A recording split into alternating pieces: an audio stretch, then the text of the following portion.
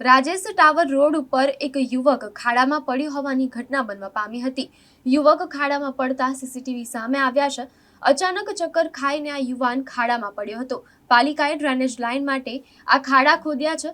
10 ફૂટ ઊંડા ખાડામાં યુવક પડતા અફરાતફરીનો માહોલ સર્જાયો હતો। જો કે મજૂરોએ આ ખાડામાં કૂદીને યુવકને બચાવી લીધો હતો। અમીન પાર્ટી પ્લોટથી રાજેશ ટાવર રોડ પર આ કામગીરી ચાલી રહી છે।